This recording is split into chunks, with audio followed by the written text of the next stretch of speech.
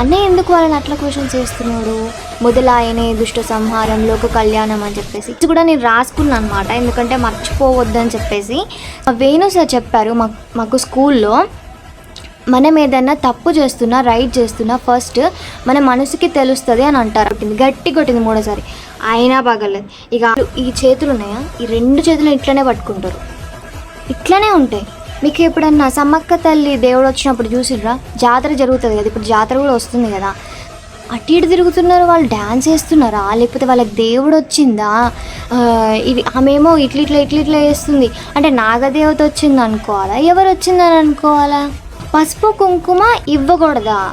పసుపు కుంకుమ పెట్టకూడదా? అసలు ఎవరమ్మా నువ్వు? అసలు నువ్వేం చెప్తున్నావు నువ్వు? అసలు కొంచెమైనా మైండ్ ఉందా? మనకి ఆడవాళ్ళకి కోపం రావాల్సింది ఇక్కడ. కట్లు వేసే వాళ్ళకి కట్లు తీస్తారు. కట్లు ఎట్లా తీస్తారో తెలుసా? 3 పాయలు. అందుకే సంతోషణ రియాక్ట్ అయిందా అన్నందుకే చాలామంది రియాక్ట్ అయ్యారు. కష్టం రాకుండా తట్టుకునే శక్తి ఇవ్వండి.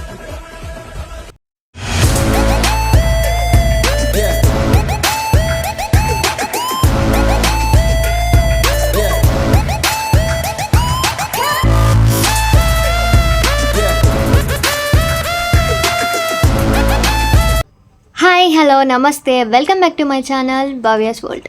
సో ఈ వ్లాగ్ చేయడానికి నేను చాలా ఆలోచించాను, బట్ చేయాలని ఫిక్స్ అయిపోయాను అనమాట. ఎందుకు ఫిక్స్ అయ్యాను, దేనికి ఫిక్స్ అయ్యాను అనేది మీకు ఫుల్ వ్లాగ్ చూస్తే అర్థమైపోతుంది. సో ఇప్పుడు ట్రెండింగ్లో నడుస్తున్న విషయం ఏంటంటే, దేవుళ్ళ మీద జరిగేవి కొన్ని విషయాలు అనేవి మనం యూట్యూబ్ ఛానల్లో కానీ ఇన్స్టాగ్రామ్లో కానీ చూస్తూనే ఉన్నాం. సో స్పెషల్గా నేను ఈ వ్లాగ్ చేయడానికి రీజన్ అయితే గట్టిగా ఉందన్నమాట. ఇది నాకు స్పెషల్ వ్లాగ్ అని చెప్పుకోవాలి. అండ్ కంపల్సరిగా ఈ వ్లాగ్ అందరూ చూడాలి, అందరికీ యూజ్ అవుతుంది అనమాట. సో ఎందుకు యూజ్ అవుతుంది, దేనికి యూజ్ అవుతుందంటే చెప్తాను, వినండి. ఇప్పుడు కొత్తగా మనకి నిజామాబాద్లో మణిద్వీపేశ్వరి అమ్మవారి గురించి అయితే నడుస్తుందన్నమాట. దాని గురించి మనం చాలామంది యూట్యూబ్ ఛానల్లో చూస్తూనే ఉన్నాము ఫస్ట్ నుంచి ఇప్పటి వరకు. అండ్ బాగా ఫేమస్ అయిన యూట్యూబర్ ఆయన అంటే అన్నయ్య, సంతోష్ అన్నయ్య. సో E96 టీవీ అన్నయ్య బాగా ఇంటర్వ్యూ చేస్తాడు, ప్రతి ఒక్కరిని ఇంటర్వ్యూ చేస్తాడు. సో ఆయన చేసే ఇంటర్వ్యూస్ చాలా నేను చూస్తూనే ఉంటాను అనమాట. అండ్ ఫేస్ టు ఫేస్ మాట్లాడతాడు అన్నయ్య, ఏది ఉన్నా కరెక్ట్గా మాట్లాడతాడు, అసలు ఇంత కూడా భయపడ్డా అనమాట. సో అన్నయ్యని ఎప్పుడు ఫాలో అవుతూ ఉంటాను, ఏదైనా న్యూస్ కానీ ఏదైనా తెలియకపోతే తెలియజేయడం కానీ చాలా మంచి ఇంటర్వ్యూస్ అయితే ఇస్తూ ఉంటాడు అన్నయ్య. సో అన్నయ్య ఇంటర్వ్యూ కూడా చూడడం జరుగుతుందన్నమాట. సో ఇప్పుడు రీసెంట్గా అయితే అన్నయ్యది నడుస్తూనే ఉంది. అండ్ నిజామాబాద్ మణిద్వీపేశ్వరి అమ్మవారిది కూడా మనకి న్యూస్ నడుస్తూనే ఉందన్నమాట. సో ఈ విషయం మీద నేను మాట్లాడాలి అని అనుకోలేదు అసలు ఎప్పుడు కూడా. ఆమె వెలిసింది, ఆమె దగ్గరికి వెళ్తున్నారు చాలామంది భక్తులు, క్యూ లైన్లో నిల్చుంటున్నారు అంటే నేను ఇన్స్టాగ్రామ్లోనే చూసిన ఫస్ట్ ఆమెది. నాకు కూడా తెలియదు ఆమె ఎవరు ఏంటని చెప్పేసి. ఇన్స్టాగ్రామ్లో చూశాను, అమ్మో చాలామంది వెళ్తున్నారు, నిజంగా మణిద్వీపేశ్వరి అమ్మవారు వెలిసిందా, ఇంత కొత్త అమ్మవారు ఉంటుందా అని అనిపించింది. తర్వాతకి చాలామంది కూడా మేము వెళ్ళామని చెప్తూనే ఉన్నారు, గ్రేట్ అనుకుంటూనే ఉన్నాం. తర్వాతకి అన్నయ్య, సంతోష్ అన్నయ్య, సారీ మధ్యలో కొంచెం డిస్టర్బెన్స్ అయితే వచ్చిందనమాట, అది పక్కన పెట్టేసేయండి. సో అన్నయ్య చేసే ప్రతి ఒక్కటి బాగుంటుంది అనమాట. అలాగే అన్నయ్య నిజామాబాద్ మణిద్వీపేశ్వరి అమ్మవారి దగ్గరికి అయితే వెళ్ళడం జరిగింది. ఆ ఇంటర్వ్యూ కూడా చూసిన తర్వాతకి చాలామంది వెళ్తున్నారు అక్కడికి అనేసి అనిపించింది. సో ఆ ఇంటర్వ్యూ చూసాము. అండ్ అది అయిపోయిన తర్వాతకి ఆమెతో ఇంటర్వ్యూ టైం పడుతుంది నైట్ అని చెప్పాడు కదా, సో అది కూడా చూడడం జరిగిందనమాట. చూసినప్పుడు ఫస్ట్ నాకు అర్థం కాలేదు, అన్నయ్య ఎందుకు వాళ్ళని అట్లా క్వశ్చన్స్ చేస్తున్నాడు, నిజమేనా కాదా అంటున్నాడు, ఏంటి సిగమ క్షేత్రమా అని అంటున్నాడు, ఎందుకు ఇట్లా అడుగుతున్నాడు అంత డైరెక్ట్గా వెళ్ళేసి, మెడలు బట్టి నూకేస్తా అని చెప్పిందామా అని అంటున్నారు. ఇవన్నీ ఎప్పుడు జరిగినాయి, దేనికి జరిగినాయి, అసలు ఎందుకు ఈ క్వశ్చన్స్ చేస్తున్నాడు అని అనిపించింది. తర్వాతకి ఒకసారి దేవుడు అంటుంది, ఒకసారి మీదికి వచ్చింది అంటుంది. సో ఇవన్నీ చూసినాం, అయిపోయింది. అన్నయ్య కూడా చెప్పిండు, అమ్మ మీరు ఇక్కడ నిజంగా అమ్మవారు వెలిస్తే ఓకే, లేదా ఏదైనా ఉంటే నేను చూసుకుంటా అని అన్నయ్య చెప్పాడనమాట. సో అది అయిపోయిన తర్వాతకి మేము కూడా చూసినాం. ఆమెటి సిగమా క్షేత్రమా అని అడిగితే ఏం చెప్పట్లేదు, ఏంటి నిజమేనా కాదా అని ఒక డౌట్ ఉండిపోయిందనమాట. అండ్ అంతకు ముందు కూడా నేను ఇన్స్టాగ్రామ్లో ఒక రీల్ వచ్చింది కదా, మొదలాయనే దుష్ట సంహారం లోక కళ్యాణం అని చెప్పేసి, నేను ఆ బిట్ వరకే చూసిన, ఇంకా అంతమించి ఇంకేం తెలియదు అనమాట నాకు. సో సరే నడుస్తుంది. తర్వాత కూడా అన్నయ్య డబ్బులు అడిగాడని చెప్పేసి ఆమెది అబద్ధం అని చెప్పేసి కూడా నడుస్తుంది. అస్సలు ఏం అర్థం కావట్లేదు. వామ్మో ఏంటి అసలు మణిదీపేశ్వర అమ్మవారి గురించి ఇట్లుంది అని అనుకున్న తర్వాతకి మొన్న నాకు ఒక 4 days బ్యాక్ అనమాట యూట్యూబ్ ఆన్ చేస్తే టీవీలో మణిదీపేశ్వర అమ్మవారి శరన్నవరాత్రులు అని కనిపించిందనమాట. సో కనిపిస్తే ఇదేంటి శరన్నవరాత్రులు మణిదీపేశ్వర అమ్మవారికి కూడా ఇట్లా చేస్తారా అనిపించి నేను ఓపెన్ చేసి పెట్టిన తర్వాతకి నడుస్తూనే ఉంది. బోనాలు చేస్తున్నారు, అన్నీ రెడీ చేస్తున్నారు. సో ఇప్పటి నుంచి స్టార్ట్ చేస్తాను. నేను ఎందుకు చేయడానికి రీజన్ ఏంటి, నాకు బాగా ట్రిగర్ అయిన విషయం ఏంటి, నాకు ఇది ఇలా మాట్లాడుతుంది ఏంటి అన్న విషయానికి నాకు వీడియో తీయాలని అనిపించింది అనమాట. సో ప్రతి ఒక్కరు కూడా చూడాలి, తెలుసుకోవాలి. ఎందుకంటే అక్కడికి చాలామంది వెళ్ళారు ఆ నైట్. అక్కడ చాలాసేపు అయితే పట్టింది. మనం వీడియోలో 1 గంట 2 గంటలు చూస్తాం, కానీ అక్కడ వాళ్ళు వెళ్ళేసి ఆ నైట్లో చలిలో పిల్లల్ని తీసుకొని వాళ్ళు కూడా ఎంతో దూరం నుంచి వెళ్ళారో మనకు తెలియదు. ఒకవేళ వెళితే తెలుసుకోవాలి. ఒకవేళ వెళ్ళని వాళ్ళు కూడా కొన్ని పాయింట్స్ వాళ్ళకి తెలిసినాయో తెలియలేదో, వాళ్ళు అబ్జర్వ్ చేశారో లేదో నాకైతే తెలియదు, కానీ నేను అబ్జర్వ్ చేసిన దానికి, నేను చూసిన దానికి నేనైతే వ్లాగ్ తీస్తున్నాను అనమాట. సో ఇప్పుడు నాకు ఈ వీడియో తీయాలి అని అనిపించడానికి రీజన్, సో వీడియో అయితే స్టార్ట్ అయిపోయింది అనమాట. వాళ్ళు పెట్టిన వీడియోకి నేను రాసుకున్న పాయింట్స్ కూడా రాసుకున్నాను అనమాట, ఎందుకంటే మర్చిపోవద్దని చెప్పేసి. సో నేను పాయింట్స్ కూడా రాసుకున్నాను. వీడియో స్టార్ట్ అయిన దానికి 13 minutesకి వాళ్ళు బోనాలు అవన్నీ పట్టుకొని బయటికి వచ్చారనమాట. సో 13 minutesకి బయటికి అయితే వచ్చేసారు. 13 minutesకి బయటకు వచ్చిన తర్వాతకి 17 minutes 41 seconds, ఈ మధ్యలో 41 seconds 45 secondsలో మన కొబ్బరికాయ ఉంటుంది కదా, కొబ్బరికాయ మీద కర్పూరం పెట్టేసి ఇట్లా హారతి ఇస్తుంది అనమాట. సో హారతి ఇస్తున్నప్పుడు హారతి ఇచ్చేసింది. తర్వాతకి 17:56 seconds మధ్యలో కొబ్బరికాయ నెలగేసి కొట్టింది. ఓకేనా, ఇది పాయింట్. నేను ఎందుకు చెప్తున్నానంటే, ఇక్కడ మినిట్స్ సెకండ్స్ ఎందుకు చెప్తున్నానంటే, మా వేణు సార్ చెప్పారు మాకు స్కూల్లో, మనం ఏదైనా తప్పు చేస్తున్నా రైట్ చేస్తున్నా ఫస్ట్ మన మనసుకి తెలుస్తుంది అని అంటారనమాట. సో ఆమె కరెక్ట్ చేస్తుందా రైట్ చేస్తుందా అనేది ఆమె మనసుకే తెలియాలి. సో ఇక్కడ నా ఫస్ట్ పాయింట్ ఏంటంటే, ఆమె కొబ్బరికాయ కొట్టింది, పగల్లేదు. 5 times కొట్టింది కొబ్బరికాయ, కానీ పగల్లేదు. సరే పగలేదు, అక్కడ రోడ్డు కూడా మంచిగా లేదనుకోండి కొబ్బరికాయ కొట్టడానికి.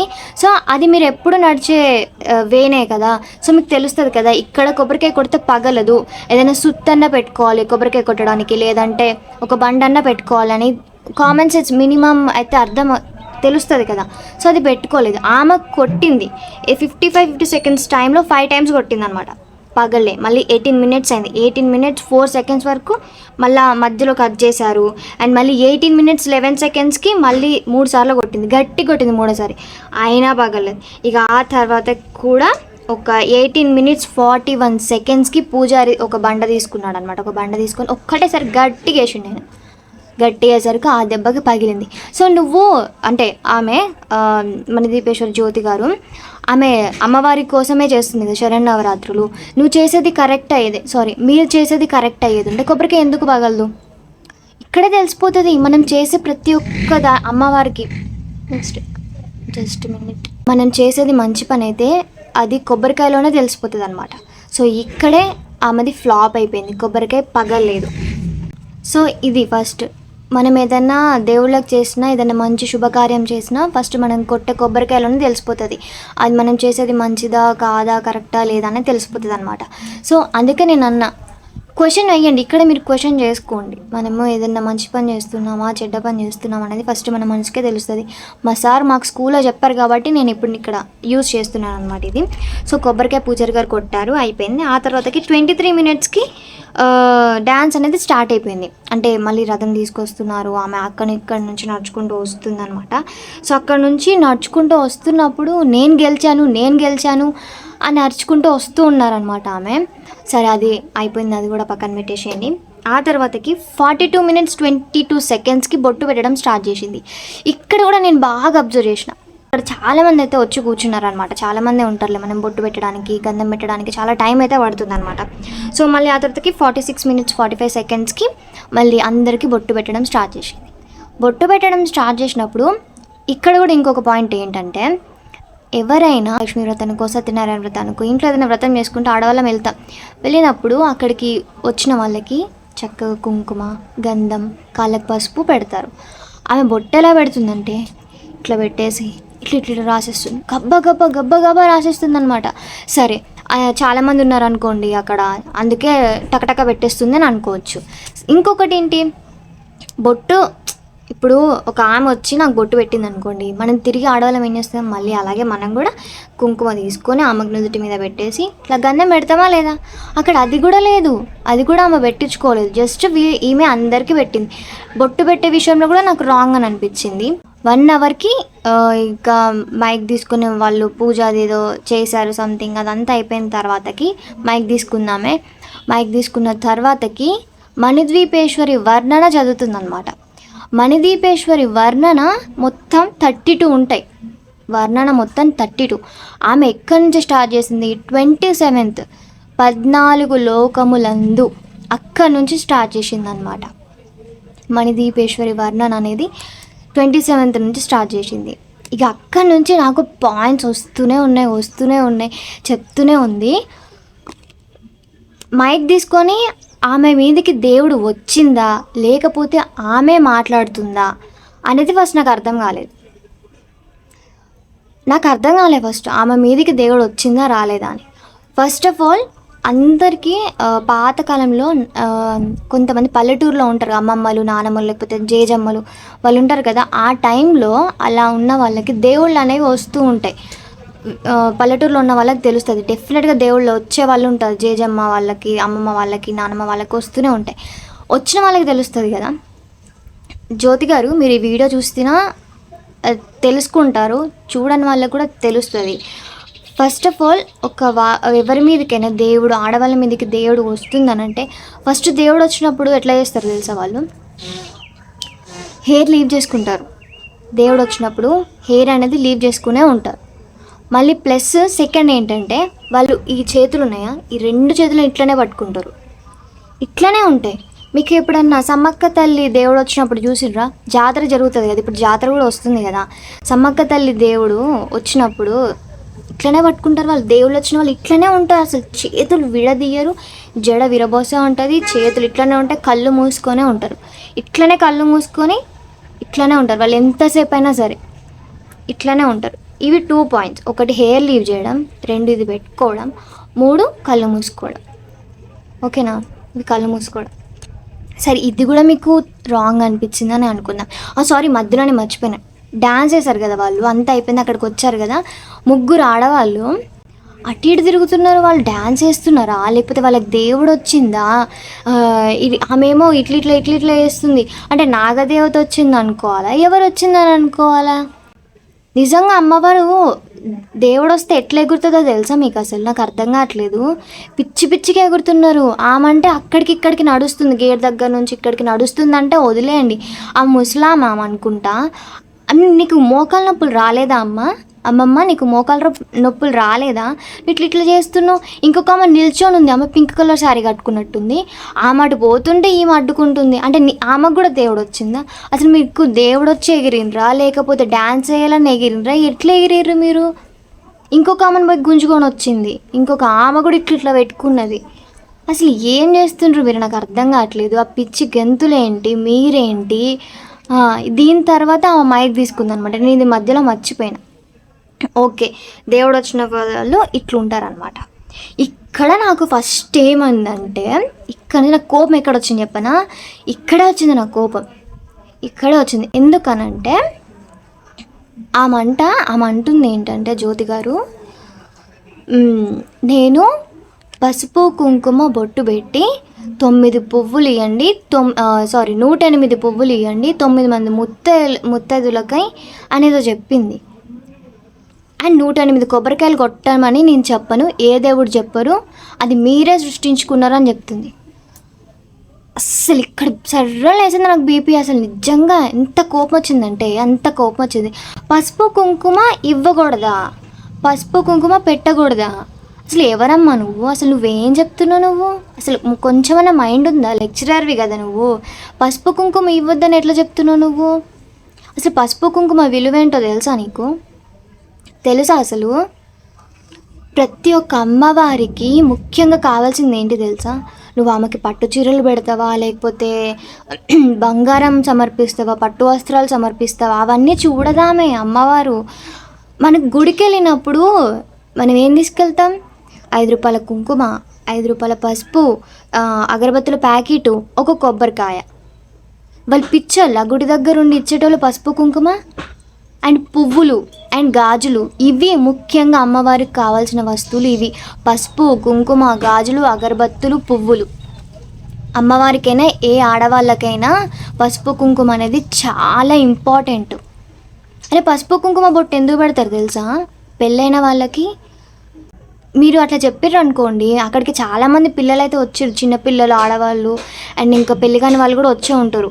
వాళ్ళు ఈ మాట వినేది ఉంటే నిజమే కావచ్చు, పసుపు కుంకుమకి అంత వాల్యూ లేదు కావచ్చు, అమ్మవారికి పసుపు కుంకుమ అవసరం లేదు కావచ్చు అని అనుకుంటారు. అట్లా మాట్లాడినావు నువ్వు, అసలు నాకు అర్థం కావట్లేదు. దేవుడు వచ్చి మాట్లాడినావా లేకపోతే నీకు అనిపించి మాట్లాడినావా అనేది నీకే తెలవాలి. ఇక్కడ నాకు కోపం వచ్చిన విషయం ఏంటంటే, ఇక్కడ ఆమె డ్యాన్స్ వేసినందుకు కాదు, ఆమె బోనాలు సమర్పించినందుకు కాదు, దేనికి రాలి నాకు పసుపు కుంకుమ దగ్గర కోపం వచ్చింది. ఇక్కడ మనకు ఆడవాళ్ళకి కోపం రావాల్సింది ఇక్కడ పసుపు కుంకుమ గురించి ఆమె చెప్తుంది. పెళ్ళైన వాళ్ళకి పసుపు కుంకుమ పెడితే సౌభాగ్యంగా ఉంటారని వేసి సుమంగలిగా ఉండాలని చెప్పేసి పసుపు కుంకుమ పెడతారు.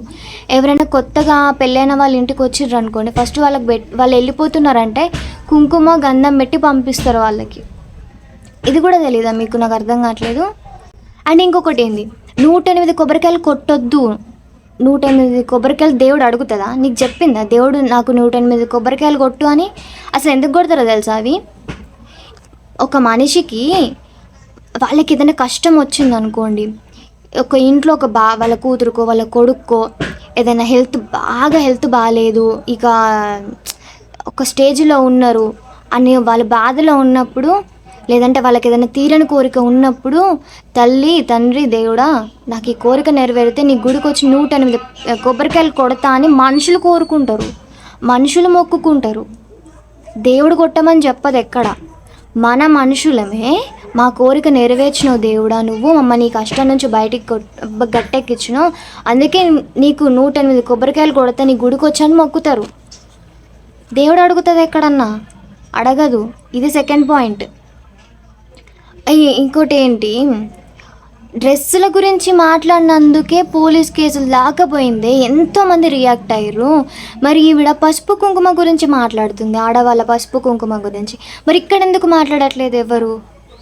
ఆయన హీరో కాబట్టి, యాక్టర్ కాబట్టి ఆయనని హైలైట్ చేసి అంతమంది రియాక్ట్ అయ్యారే.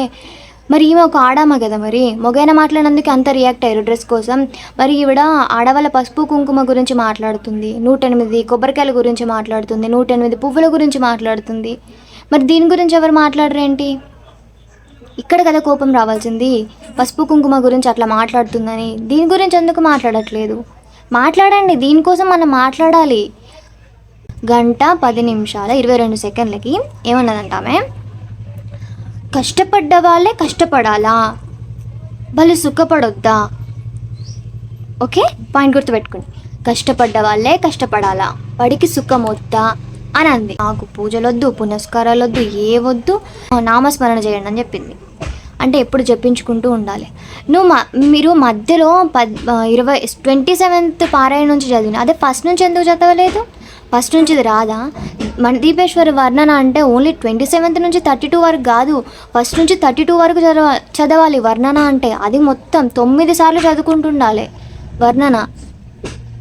అది చదవడం అంటే అక్కడ నుంచే బట్టి పట్టిర్రా మీరు? ఇంకా ఫస్ట్ నుంచి బట్టి పట్టలేదా? సరే, అది కూడా మర్చిపోతున్నా నేను. అసలు చాలా నేను చెప్పడానికి అది మర్చిపోతున్నా అసలు. కష్టపడ్డవాడే ఎప్పుడు కష్టపడాలా, వాడికి సుఖం వద్దా అని అన్నది కదా. ఓకే, ఇది పాయింట్ ఒకటి బాగా గుర్తుపెట్టుకోండి. ఇది నేను మళ్ళీ తర్వాత చెప్తా. అండ్ ఇంకొకటి, కట్లు వేసిన వాళ్ళకి కట్లు తీస్తా. కట్లు ఎట్లా తీస్తారో తెలుసా నీకు? అంటే మీకు తెలుసా? నువ్వు అడగొచ్చు, నువ్వు ఇన్ని చెప్తున్నావు అమ్మ దేవుడు వచ్చింది ఇట్లా వస్తుంది అట్లా వస్తుంది అని, నీకేమైనా తెలుసా? కట్లు ఎట్లా తీస్తారో దాని గురించి తెలుసా? నాకు తెలుసు. ఎందుకంటే మా ఇంట్లో మా జేజికి వచ్చేది, మా అమ్మమ్మ వాళ్ళ అమ్మకి ఆమెకు వచ్చేది రాయేశుడు అంటారు, శివయ్య అంటారు, దాన చేయించుకుంటారు తెలుసుగా. మా చిన్నప్పటి నుంచి మేము ఫస్ట్ చూసింది మా జేజినే, తనకు వచ్చు కాబట్టి మా ఇంట్లో మాకు ఉంది కాబట్టి నేను చెప్తున్నా మీకు. సో కట్లు వేసే వాళ్ళకి కట్లు తీస్తారు. కట్లు ఎట్లా తీస్తారో తెలుసా? 3 పాయలు అంటే 3 నీళ్లు ప్రవహించే చోటు దగ్గరికి వెళ్ళేసి ఆమె దేవుడు వచ్చిన వాళ్ళకి కట్లు వేసిన వాళ్ళని తీసుకెళ్ళి ఆ నీళ్ళల్లో కట్లు అనేవి తీస్తారనమాట. సో కట్లు తీయడం అంటే అట్లా ఇట్లా పడితే అట్లా కట్లు తీయరు. అండ్ ఇంకొకటి ఏంటి, చెడు చేసే వాళ్ళని పరలోకానికే అంటే చంపేస్తావా, పరలోకానికే ఇంకా అని. ఇప్పుడు ఈ క్షణం ఇక్కడ మనకి ఒక దగ్గర మంచి జరుగుతూ ఉంటుంది, ఇంకో దగ్గర చెడు జరుగుతూ ఉంటుంది. అదన్నీ ఎట్లా తెలుస్తుంది మీకు? పోయి వాళ్ళని చంపేస్తారా? చంపడానికి మీరెవరు అసలు? మీరు ఎట్లా చంపుతారు? ఎవడి కర్మఫలం వాడే అనుభవించి వాడికి ఎప్పుడు చావస్తే వాడే చేస్తాడు. అంతేగాని నేను చంపేస్తా పరలోకానికే, ఒకరికి మంచి చేయకపోయినా పర్వాలే, కీడు చేయొద్దు, ఎక్కడ కీడు చేసిన వాళ్ళని నేను చంపేస్తా, వాళ్ళకి పరలోకమే. ఈ డైలాగ్స్ అన్నీ ఎందుకండి? మీ మీదకి నిజంగా దేవుడు వస్తే అది మంచిదే, దేవుడు వస్తే అట్లనే ఉంచండి. కానీ నా మీదకి దేవుడు వస్తుంది, నేను చెప్పేదే కరెక్ట్ అనే దాంట్లో ఉండకండి. అర్థమవుతుందా? కట్లు వేసిన వాళ్ళకి కట్లు ఎట్లా తీయాలి, దానికి వేరే వాళ్ళు ఉంటారు. నిజం చెప్పాలంటే దేవుడు వచ్చిన వాళ్ళు ఎవరు కట్లు తీసేయరు. కట్లు వేసిన వాళ్ళకి తీసేసే వాళ్ళు వేరే వాళ్ళు ఉంటారు. అర్థమవుతుందా? అండ్ ఇంకొకటి, నామస్మరణ చేసుకుంటూ ఉండాలి. అసలు ఇంకొక విషయం ఏంటి తెలుసా అండి? మణిదీపేశ్వరి నామస్మరణ అంటే ఆమెది వర్ణన అనేది 9 సార్లు, నిజంగా 9 సార్లు చదువుకుంటే ఖచ్చితంగా డబ్బులు వస్తాయి. మనం ఏం పూజలు చేయాల్సిన అవసరం లేదు. కీడు తలపెట్టిన వాళ్ళని అది చేస్తా ఇది చేస్తా అని డైలాగులు, ఓకే ఇది ఓకే అయిపోయింది. ఇంకొకటి 1:15:37 కంప్లీట్ అయిపోయింది. పూజారి గారు మైక్ తీసుకున్నాడు. మైక్ తీసుకొని ఆయన మాట్లాడిందనమాట. ఈ రోజులు పూజ నేనే చేసిన, మరి ఎట్లా జరిగింది, మంచి జరిగిందా లేదా అని ఆమెను అడిగిండు. ఆమెకి దేవుడు వచ్చి కంప్లీట్ అయిపోయింది కదా, అయిపోయాక నిల్చున్నది కదా, అయిపోయింది కదా.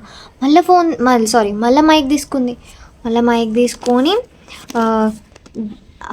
నాకు కావాల్సింది పూజలు కాదు, నాకు కావాల్సింది ప్రచారం, నాకు ప్రచారం మాత్రమే కావాలి అని చెప్పి మళ్ళీ దేవుడు రావడం స్టార్ట్ చేసింది.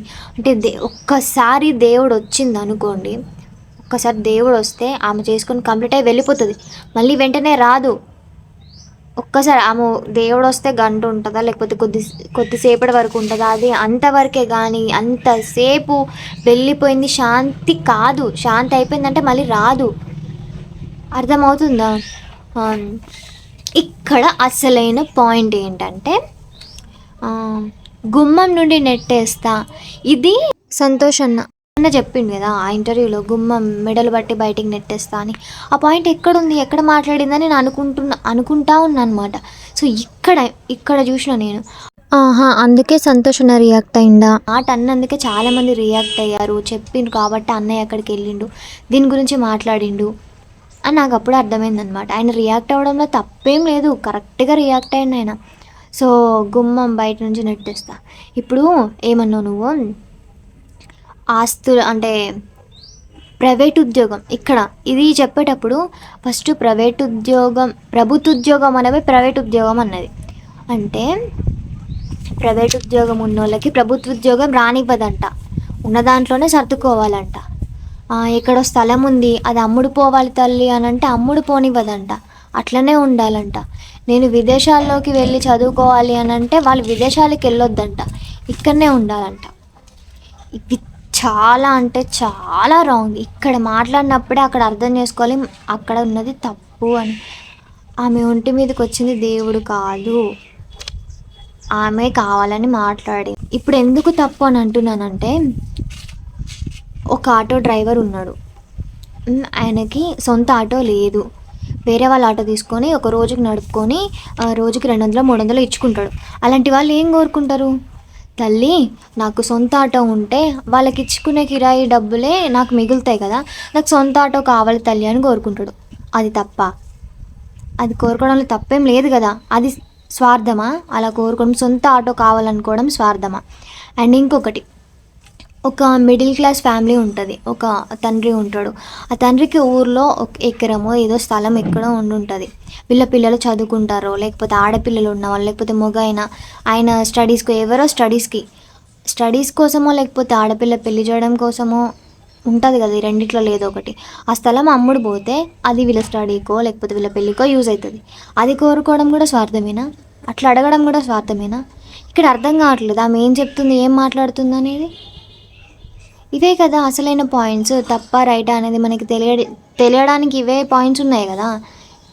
మెడలు బట్టి బయటికి నూకేస్తుందండి ఇవన్నీ అడిగితే. నాకు అవసరం లేదు, రావద్దు అని అంటదట. నువ్వెవరు మెడలు బట్టి నూకేయడానికి? నీకేం హక్కు ఉంది మెడలు బట్టి నూకేయడానికి? అండ్ సంతోషంగా వెళ్ళినప్పుడు కూడా అక్కడ ఆటో డ్రైవర్ అంకుల్ వాళ్ళు, మీరు ప్రాబ్లం ఏంటండి, మీరు ఎందుకు వచ్చారంటే వాళ్ళకి పిల్లలు లేరంట.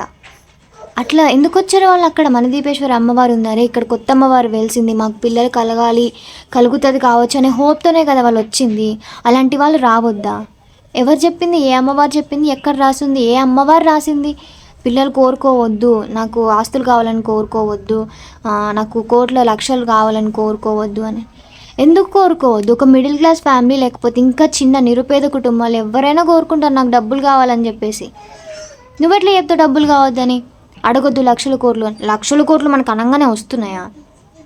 ఎట్లొస్తాయి? అంత ఈజీ ఆ లక్షల కోట్లు రావడం అంటే ఈ రోజుల్లో రావు. ప్రైవేట్ ఉద్యోగం చేసే ఒక వ్యక్తి వాళ్ళ అమ్మ నాన్నని పోషించాలి, వాళ్ళ ఇద్దరు పిల్లల్ని పోషించాలి, ఇంట్లో చూసుకోవాలి. ఎన్ని హెల్త్ ఇష్యూస్ వస్తూ ఉంటే, పెళ్ళి పేరెంటాలు ఇవన్నీ ఉంటాయి, వాళ్ళకి ఇంటి కిరాయి ఉంటుంది, ఇంట్లో సామాన్లు కావాల్సినవి ఉంటాయి. అలాంటి వ్యక్తి గవర్నమెంట్ ఉద్యోగం కావాలని కోరుకోవడంలో తప్పేముంది? ఎందుకు కోరుకోవద్దు? దేనికి కోరుకోవద్దు? అసలు నువ్వెవరు చెప్పడానికి అలాంటి వాళ్ళు నా దగ్గరికి రావద్దు అనడానికి? ఇవన్నీ అమ్మవారు చెప్పదు, ఏ అమ్మవారు చెప్పదు, ఏ శివుడు చెప్పడు, ఎవ్వరూ చెప్పరు ఇలాంటివన్నీ. ఎందుకంటే ఇట్లా కోరుకునే వాళ్ళు వస్తే అక్కడ కోరికలు నెరవేరవు. ఇది క్లియర్గా అసలు నువ్వు చెప్పడమే చాలా తప్పు చెప్పినావు. ఒక మిడిల్ క్లాస్ వాళ్ళు కోరికలు కోరుకోవద్దని చెప్పడానికి నువ్వెవరమ్మా? నీకేం రైట్ ఉంది? స్థలం అమ్ముడు పోవడానికి రావద్దంట. ఆమె మాట్లాడిన మాటలు అర్థం చేసుకొని ఆమె కరెక్టా రాంగా అనేది తెలుసుకొని అక్కడికి వెళ్ళండి. కానీ ఒకటి, నేను అమ్మవారు రాంగ్ అనట్లే, అమ్మవారు ఖచ్చితంగా పవర్ఫుల్. ఆమె మనదీపేశ్వరి వర్ణన మనం ఇంట్లో కూర్చొని చదువుకుంటే 9 సార్లు డెఫినెట్గా ఆమె ఫలితం ఏంటో చూపిస్తుంది మనకి. అర్థమవుతుందా? ఆమె డెఫినెట్, నేను అనేది అమ్మవారిని కాదు, ఆమె అమ్మవారి పేరు పెట్టుకొని చేసే ఇదంతా నటన, యాక్టింగ్, ఇదంతా ఖచ్చితంగా అంటున్నాను యాక్టింగ్ అని. ఒకవేళ నిజంగానే ఆమె మీదకి అమ్మవారే చెప్తే ఓకే, పర్లేదు, అందరూ సపోర్ట్ చేస్తారు, అందరూ ఓకే అంటారు. ఈ మాటలు మాట్లాడితేనే అసలు ఫేక్ అని అర్థమవుతుంది. అమ్మవారు నిజమే, కానీ అమ్మవారి దగ్గర ఇలాంటి కోరికలు కోరుకోవద్దని చెప్పడం అబద్ధం. ఏ అమ్మవారు, ఏ దేవుడు కూడా అట్లా చెప్పాడు. అండ్ ఇంకొకటి ఏంటంటే, బట్టి పట్టిందా లేకపోతే బట్టి పట్టింది మర్చిపోయిందా నాకు తెలియదు, కానీ ఇక్కడ కష్టం రాకుండా తట్టుకునే శక్తి ఇవ్వండి. కష్టం రాకుండా తట్టుకునే శక్తి ఇవ్వండి. ఇది అండర్లైన్, అర్థం చేసుకోండి. కష్టం వచ్చినా తట్టుకునే శక్తి నాకు ఇవ్వండి. ఏంటమ్మా, కష్టపడినవాడు ఎప్పుడూ కష్టపడాలా అని స్టార్టింగ్లో డైలాగ్ కొట్టినావు, మళ్ళీ ఇప్పుడేమో కష్టం రాకుండా తట్టుకునే శక్తి ఇవ్వండి, కష్టం వచ్చినా తట్టుకునే శక్తి ఇవ్వండి అని మాట్లాడుతాను.